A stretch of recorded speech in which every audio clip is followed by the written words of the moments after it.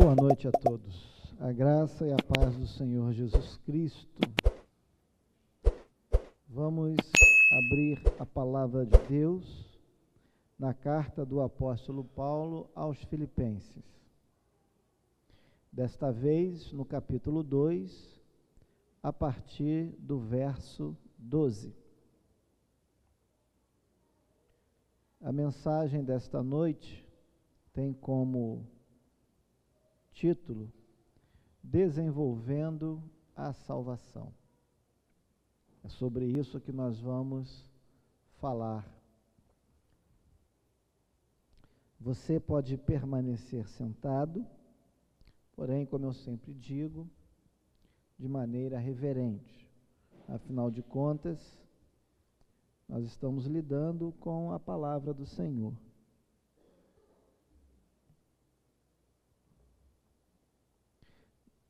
Na versão, é quem efetua em vocês tanto o querer quanto o realizar. Façam tudo sem murmurações, nem discussões, para que sejam irrepreensíveis e puros, filhos de Deus inculpáveis no meio de uma geração pervertida e corrupta, na qual vocês brilham como luzeiros no mundo, preservando a palavra da vida. Assim, no dia de Cristo, poderei me gloriar de que não corri em vão, nem me esforcei inutilmente. Entretanto, mesmo que eu seja oferecido como libação sobre o sacrifício e serviço da fé que vocês têm, fico contente e me alegro com todos vocês. Assim, também vocês, pela mesma razão, fiquem contentes e se alegrem comigo. Até aqui. Senhor, usa a minha vida, Pai, com graça, com poder, com intrepidez, vindas do Teu Espírito, pois só Ele é capaz de usar a vida do homem para o propósito que apraz ao Senhor. Tenha misericórdia de mim, Senhor, e abra o entendimento de todos que estão a ouvir a pregação da Tua palavra, para que possam compreendê-la e que Teu Espírito cuide de fazer com que essa palavra transforme as nossas vidas. Tudo para a Tua glória. É como eu também oro, em nome de Jesus Cristo. Amém. Meus queridos, a vida cristã não deveria ser caracterizada como uma série de inconstantes altos e baixos. Não. Ao contrário disso, a vida cristã deveria ser marcada, deveria ser compreendida por cada um de nós como um processo em que Deus opera continuamente na nossa vida, enquanto, obviamente, aquilo que Ele nos ensina esteja sendo praticado por cada um de nós. Tudo segundo a Sua palavra. Nesse sentido, observem que o apóstolo Paulo trata de encorajar os filipenses a desenvolverem a sua salvação. E de que modo o apóstolo Paulo faz isso? Como é que os filipenses deveriam desenvolver essa salvação? Se você prestou atenção na leitura, os filipenses deveriam desenvolver a sua salvação com reverência. E não apenas isso, Ao mesmo tempo em que os filipenses deveriam ter a responsabilidade de desenvolver a sua salvação com reverência, eles deveriam também se lembrar que, em última análise, em última instância, é o próprio Deus quem alimenta neles essa vontade. E mais do que isso, é também o próprio Deus quem prover os meios necessários e suficientes para que essa obra ou esse processo seja realizado. Então, irmãos, o que a gente precisa investigar aqui é como deveria ser o comportamento dos filipenses. O que eles deveriam fazer na prática para que a vida deles, o testemunho deles, pudesse ser realmente desenvolvido, aperfeiçoado, pudesse ser um exemplo para os demais à sua volta. Então eu quero convidar você a prestar bastante atenção nesse texto que nós acabamos de ler, para a gente poder entender melhor o que é a vida cristã, como ela deve ser vivida, como ela deve ser caracterizada. Porque era isso que Paulo queria que os filipenses também entendessem. Então vamos olhar para o texto. Primeiramente, vamos voltar ao versículo 12. O apóstolo Paulo diz então: assim, meus amados, como vocês sempre obedeceram, não só na minha presença, porém muito mais agora na minha ausência, desenvolvam a sua salvação com temor e tremor. Em primeiro lugar, a vida cristã é marcada pela obediência a Deus. Então, grifa aí na sua Bíblia esse verbo: obedeceram. Obedeceram. Paulo está exortando os filipenses a serem obedientes. E o detalhe maior aqui é que a obediência dos filipenses deveria ter como exemplo, deveria ter como base, aquilo que o apóstolo Paulo tinha acabado de apresentar aos seus leitores. Vocês estão lembrados da minha pregação no domingo anterior? Quando eu falei do exemplo sublime de Cristo? Pois bem, é com base nesse mesmo exemplo que o apóstolo Paulo exorta os filipenses a se manterem obedientes. Por isso o apóstolo Paulo começa o versículo 12 com a expressão assim. Essa expressão conecta esse parágrafo com o parágrafo anterior. Quando Paulo apresentou Jesus Cristo como o exemplo a ser seguido, o exemplo a ser imitado. Olha para o versículo 8. No versículo 8, o apóstolo Paulo diz que Jesus Cristo se humilhou, tornando-se obediente até a morte, morte de cruz. Ou seja, a obediência de Cristo foi até as últimas consequências para que a vontade de Deus, o Pai, pudesse ser realizada aqui na terra. Dessa mesma maneira, os filipenses também deveriam se manter obedientes a Deus. A obediência deve nos levar às últimas consequências para que a vontade de Deus seja realizada entre nós. Não importa que consequências sejam essas. Um outro detalhe interessante a respeito da obediência é que, por meio dela, Paulo queria que os filipenses entendessem que é dessa maneira, ou seja, é obedecendo a Deus, que eles demonstrariam o seu amor ao Pai. E mais do que isso, quando a pessoa é obediente a Deus, ele atrai para si o amor do Pai e o amor do Filho também. Quem ensinou isso foi Jesus Cristo, o nosso Senhor. Abra a tua Bíblia em João 14, 21.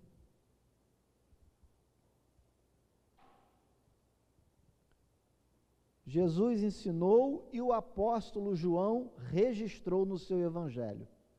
Jesus disse assim: aquele que tem os meus mandamentos e os guarda, esse é o que me ama.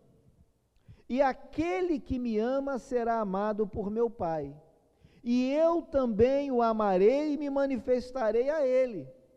Preste atenção numa coisa. Nesse versículo aí, o verbo ter precisa ser compreendido como aceitar, admitir. Então é como se Jesus estivesse dizendo assim: aquele que aceita, aquele que recebe, que acolhe, que assimila os meus mandamentos e os guarda. E o verbo guardar aqui é obedecer. O verbo guardar não é como, por exemplo, eu faço uma lista de mandamentos para você, entrego nas suas mãos, você recebe essa lista, abre a sua gaveta e coloca essa lista lá dentro e fecha a gaveta e está tudo guardado. Não é isso. Guardar aqui é obedecer, é aplicar, é colocar em prática. Então o que Jesus está dizendo é isso: olha, quem acata o que eu tenho para ensinar, quem acata os meus mandamentos e obedece e pratica e vive, esse é o que me ama.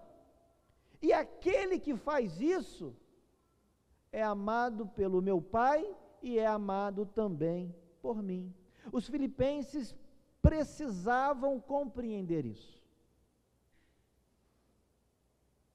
Mais um detalhe importante sobre obediência.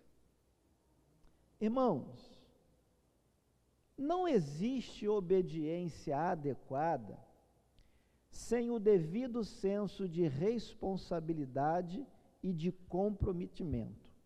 Não existe. Quando você obedece de forma coerciva, quando você obedece porque você é obrigado legalmente a fazer isso, a situação é muito diferente de quando você obedece porque você se conscientiza da importância, da necessidade daquilo.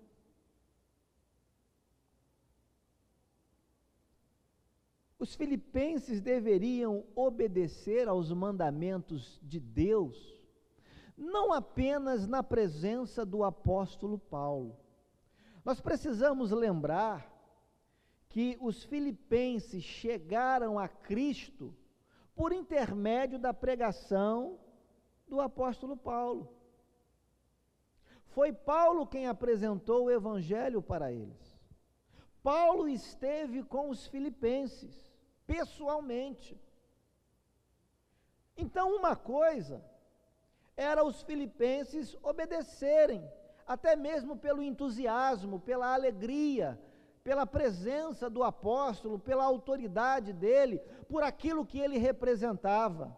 Uma coisa, então, era os filipenses obedecerem na presença do apóstolo. Só que Paulo não permaneceu em Filipos. Paulo tinha que dar continuidade ao seu ministério, e Paulo sai da cidade e vai visitar outros lugares, vai pregar em outros lugares. Agora os filipenses estão sozinhos. Ou falando de uma outra maneira, os filipenses agora não têm a presença mais do apóstolo. E aí, como é que eles vão se comportar? Será que a obediência que eles demonstraram no início era só porque o apóstolo estava de olho neles? Paulo diz: não, não é assim que se obedece a Deus. Mesmo eu não estando com vocês, vocês precisam manter o mesmo padrão de comportamento, ou seja, vocês precisam continuar a viver a vida cristã de maneira exemplar. Eu não preciso ficar mandando, eu não preciso ficar dizendo toda hora o que vocês têm que fazer ou não fazer. Isso tem que partir de vocês, tem que ter iniciativa, vocês têm que internalizar essa responsabilidade, esse compromisso, antes de tudo com Deus. Os filipenses precisavam entender isso. Não se obedece apenas na presença do pastor, não se obedece apenas quando a assembleia se reúne e toma uma decisão. A pessoa precisa obedecer porque ela está comprometida, porque ela entende que aquilo é certo e aquilo outro é errado.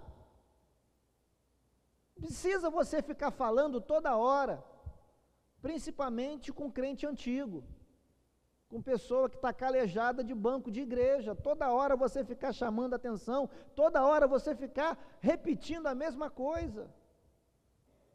Tem que ser algo, amados,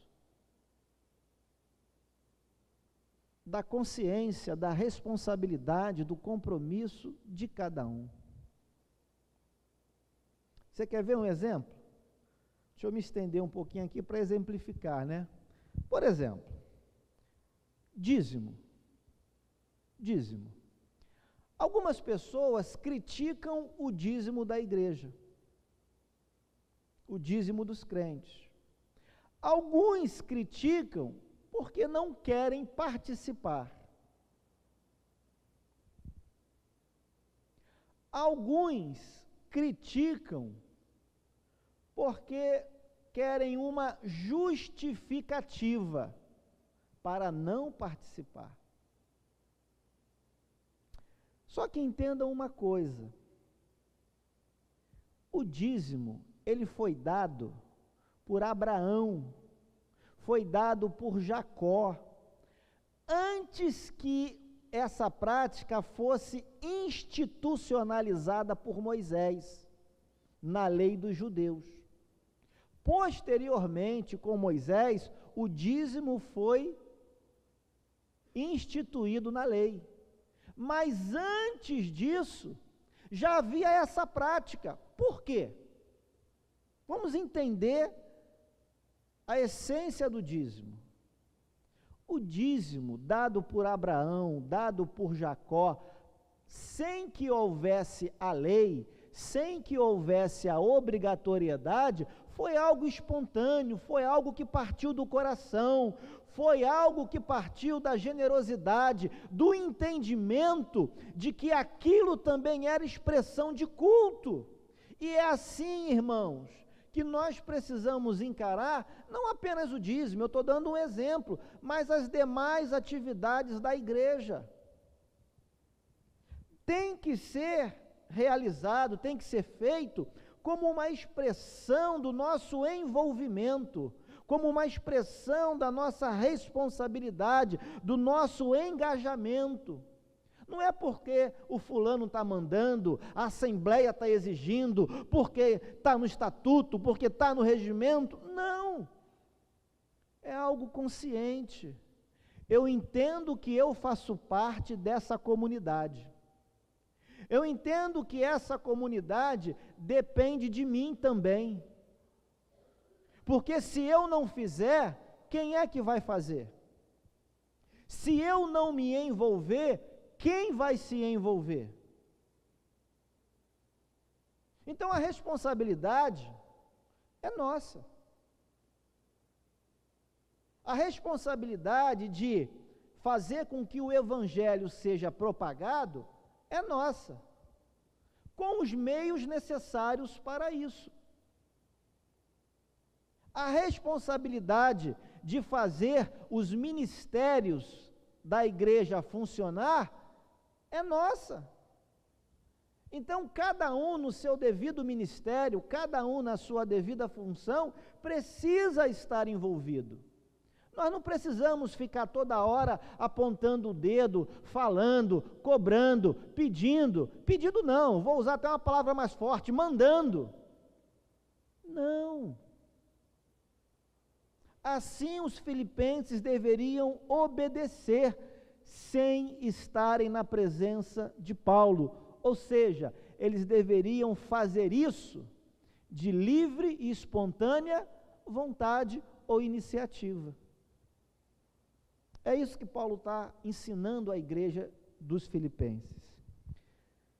Segunda lição aqui que a gente tira, ainda no versículo 12. Vamos ler o verso 12 novamente. Tem muita coisa aqui nesse texto, nesse parágrafo aqui que o apóstolo Paulo escreveu.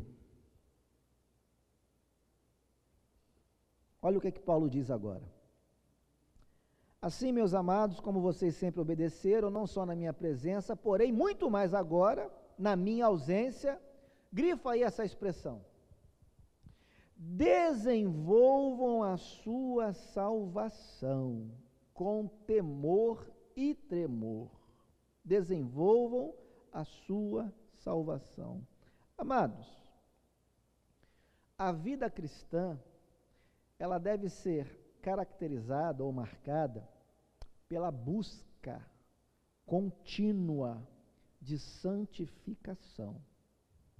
A vida cristã deve ser caracterizada pela busca contínua de santificação. É assim que a gente precisa encarar essa parte final do versículo 12. Como assim, pastor? Deixa eu explicar uma coisa. Essa expressão, desenvolvam a sua salvação, não significa, presta atenção, não significa conquistem a sua salvação. Não é isso que Paulo está dizendo. Entendam uma coisa, irmãos. Um dos princípios de interpretação bíblica, ou de qualquer texto que seja, tem a ver com a intencionalidade de quem escreve, o propósito dele, do autor, e tem a ver também com o público para quem ele escreve. Se eu falo, por exemplo, com a minha esposa, eu falo de um jeito e uso outros termos. Se eu falo com uma moça da rua, uma mulher que eu não conheço, não tenho intimidade, eu vou falar de uma outra maneira e vou usar outros termos. Isso é básico. Exemplo muito simples, muito superficial para a gente entender. Aplicando esses princípios ao texto bíblico, à interpretação bíblica, nós precisamos nos perguntar o seguinte: o apóstolo Paulo estava escrevendo essa carta para quem? Para crente ou descrente? É claro que era para crente. Paulo estava escrevendo essa carta para uma igreja. Paulo estava escrevendo para pessoas que já estavam o quê? Salvas. Pessoas que já tinham sido o quê? Regeneradas. É desse ponto de partida que nós precisamos avançar. Nós precisamos entender isso. Essa mensagem foi para uma igreja cristã. Então, Paulo não está dizendo para os seus leitores que eles deveriam conquistar a salvação, porque eles, a princípio, já estavam o quê? Salvos. Então, nunca leia essa passagem entendendo ou interpretando que a salvação se conquista pelas obras. de acordo com aquilo que você faz ou deixa de fazer. Salvação é mérito de Cristo. Salvação é obra de Deus.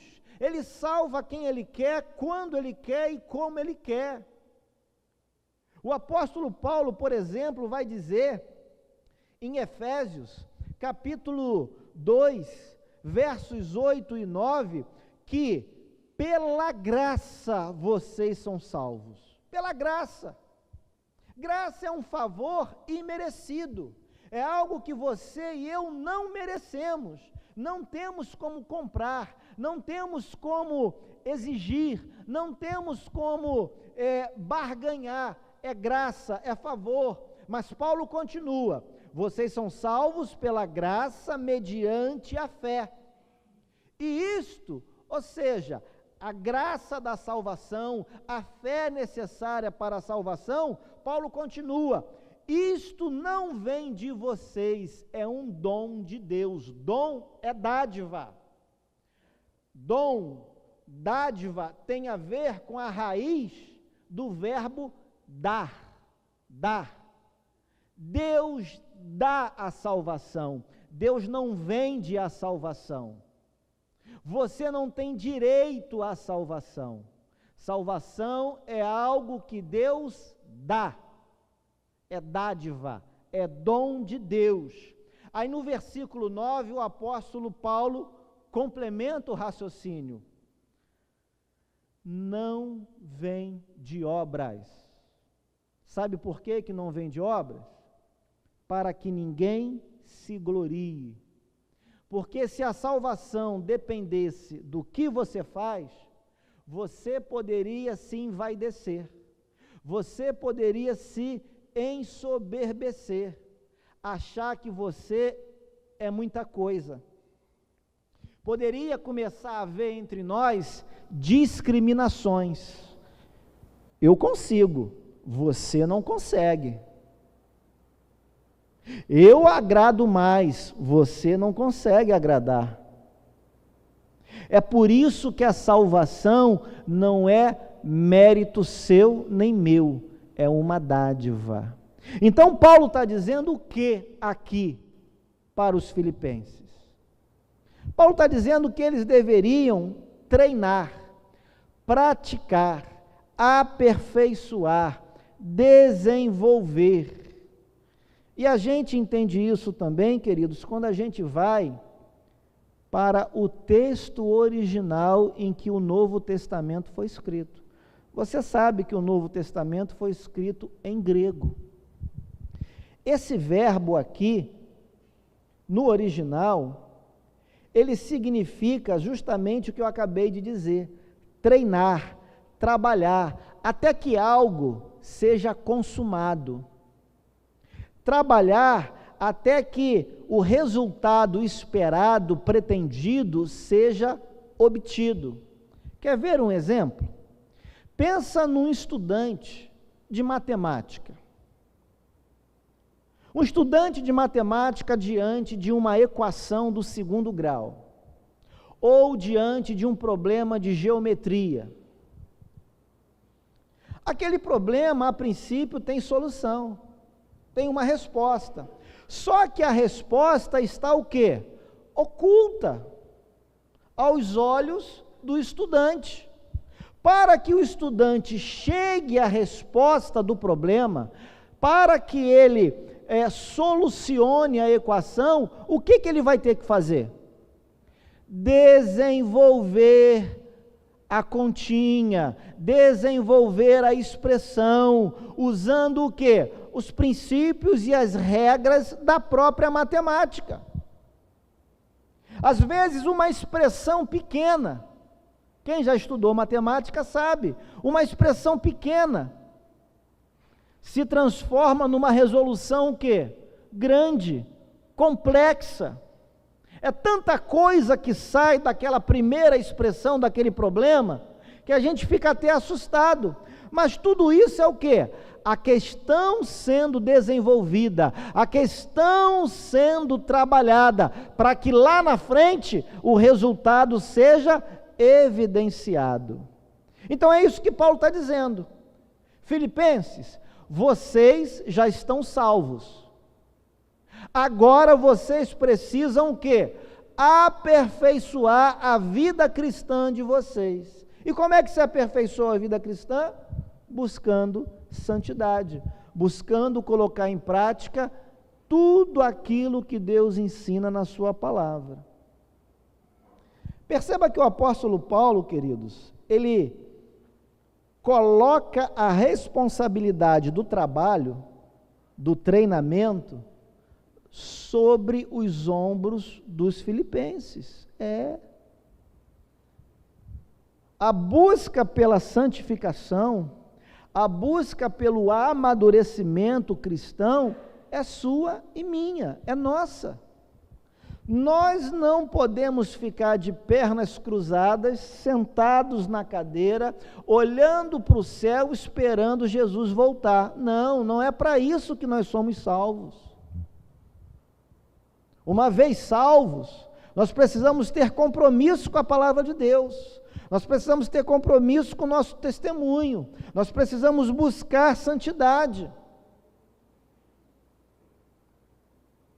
Eu quero ler alguns versículos aqui para vocês, para fundamentar esse ponto que eu estou dizendo aqui agora. O primeiro deles é Hebreus 12, 2. Hebreus 12, 2. O autor da carta vai dizer que Jesus Cristo é, ao mesmo tempo, autor e consumador da fé. Autor e consumador da fé. O que isso quer dizer? O trabalho é nosso. O treinamento é responsabilidade sua e minha. Porém, olha o que Paulo está ensinando aos filipenses. Que embora essa responsabilidade seja nossa, é Deus, e somente Ele, que em todo o tempo, do início ao fim, é Ele quem alimenta esse desejo no nosso coração, e é Ele também quem provê os meios necessários e suficientes para que a vontade dEle seja realizada por meio da sua igreja, por meio do seu povo. Hebreus 12, 2 confirma isso. Você tem fé? Tenho. Mas quem é o autor dela? É Jesus. Quem é o consumador dela? É Jesus. Isso significa dizer que no início da sua conversão, Jesus estava ali, Deus estava ali, o Senhor estava ali te sustentando, trabalhando no seu interior, trabalhando no seu íntimo, provendo essa fé necessária. Quem é o consumador dessa fé? Consumação, consumador, tem a ver com o quê? O estágio final do processo, sim ou não?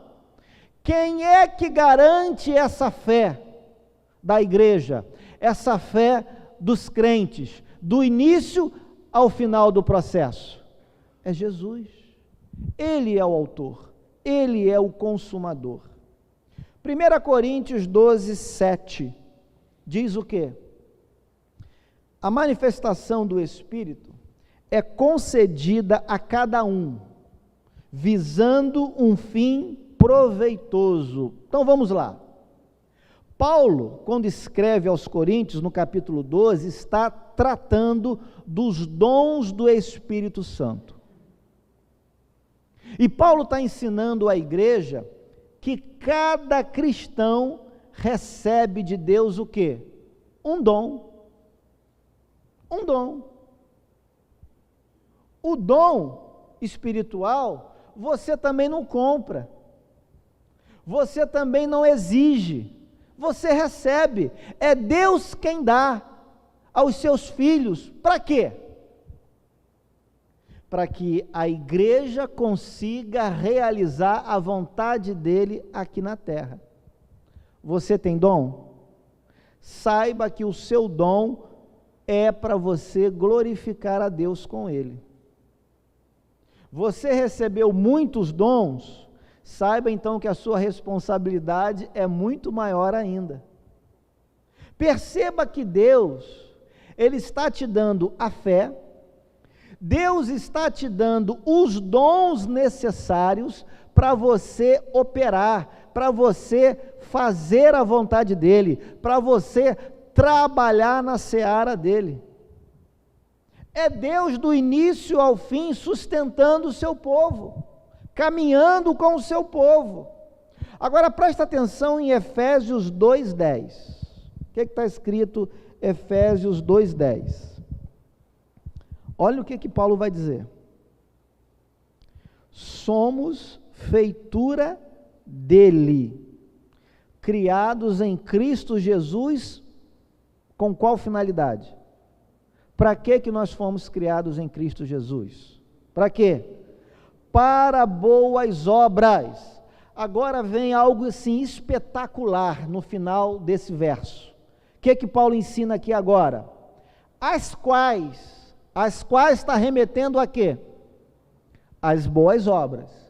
Então Paulo está dizendo assim, as boas obras, Deus de antemão preparou para quê?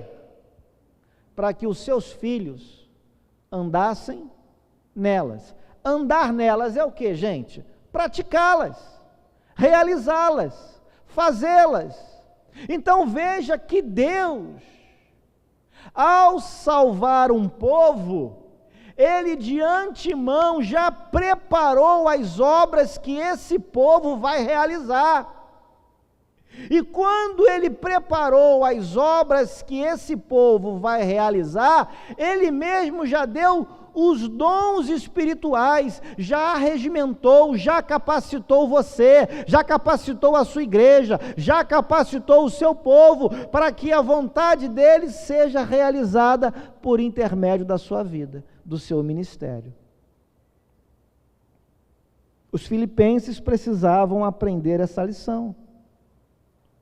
A responsabilidade do treino, a responsabilidade por fazer o exercício de matemática, desenvolver a equação, é do estudante. A responsabilidade de buscar a santificação é sua, é nossa.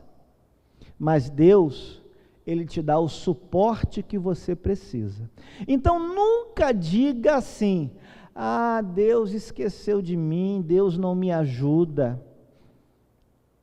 Ah, eu caí porque Deus quis que eu caísse. Eu cometi tal coisa porque... não, a responsabilidade é sua. E Deus te dá todos os meios necessários que você precisa. Então não coloque essa responsabilidade no colo de Deus, ela é sua. Terceiro ensinamento, a vida cristã, meus irmãos, também deve ser marcada pelo bom testemunho. Vamos olhar os versículos 14, 15 e 16. Vamos voltar aqui para Filipenses 2 e olhar esses 3 versículos com muita atenção. O que Paulo vai dizer agora? Verso 14, façam tudo sem murmurações, nem discussões, para que sejam irrepreensíveis e puros, filhos de Deus inculpáveis, no meio de uma geração pervertida e corrupta, na qual vocês brilham como luzeiros no mundo, preservando a palavra da vida. Assim, no dia de Cristo, o dia de Cristo é o dia da volta de Jesus Cristo, quando Ele vai ser reconhecido por todos como Rei, como Senhor. A Bíblia diz que todo joelho vai se dobrar diante do Senhor. Esse é o dia de Cristo, quando Ele retornar à terra. Paulo diz, assim, no dia de Cristo, poderei me gloriar de que não corri em vão, nem me esforcei inutilmente. Bom, o mundo, ele vai de mal a pior. Eu não preciso me esforçar muito para você entender isso. Basta você assistir as manchetes dos jornais, basta você acessar rede social, que você vai comprovar o que eu estou dizendo. O mundo está um caos. Sabe por quê?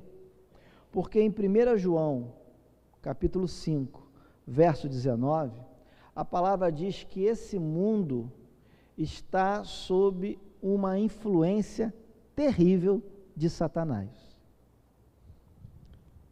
E ele vem para causar terror, para causar problema. Ele vem para desviar a humanidade dos eternos propósitos de Deus. E a Bíblia diz que quem se torna amigo do mundo se faz inimigo de Deus.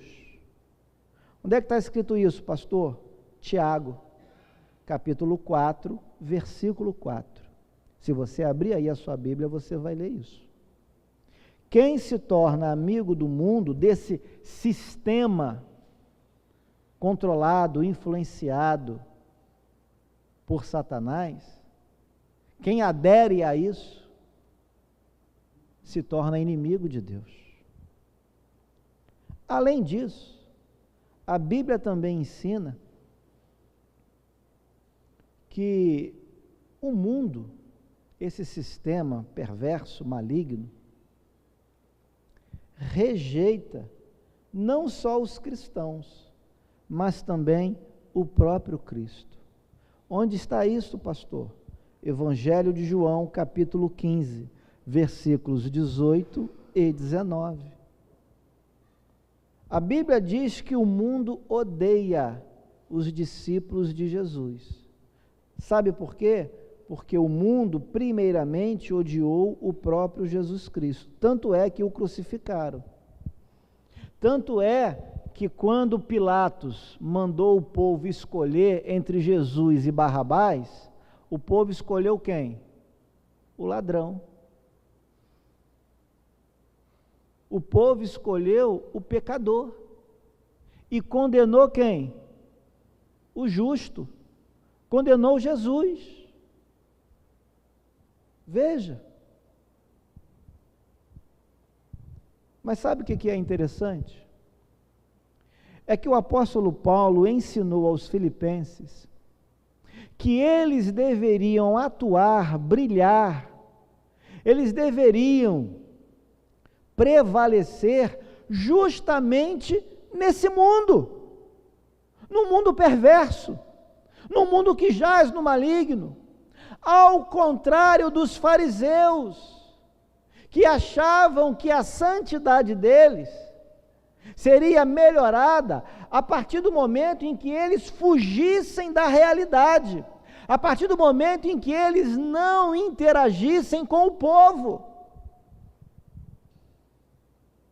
Não é isso que a Bíblia ensina, meus irmãos.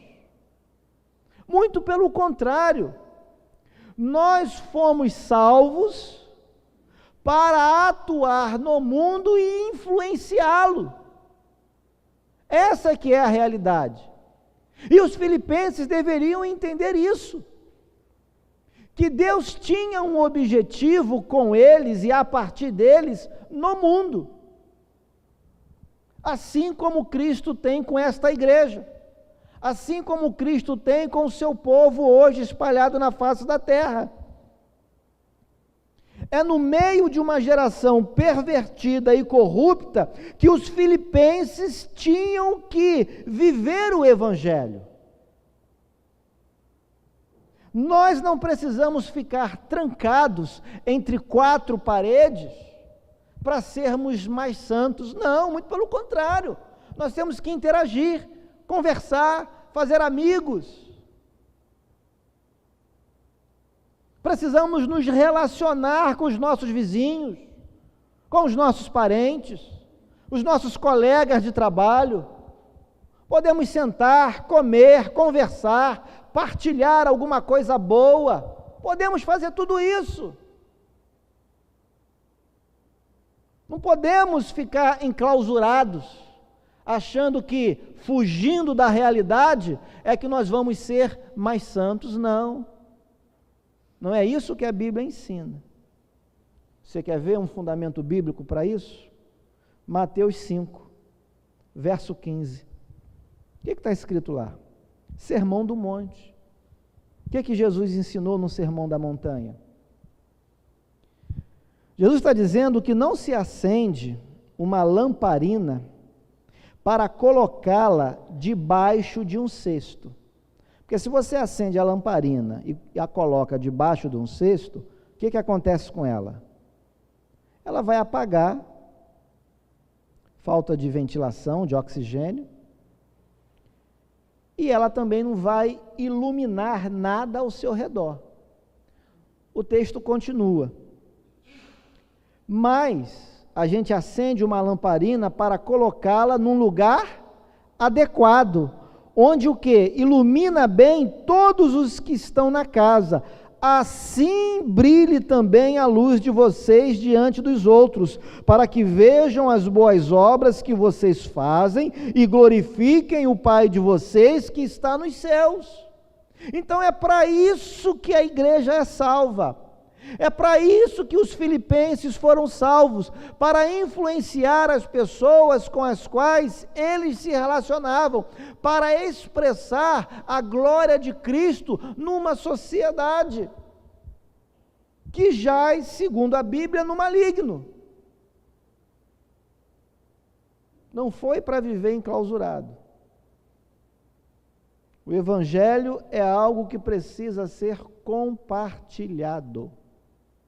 A alegria da vida cristã precisa ser contagiante.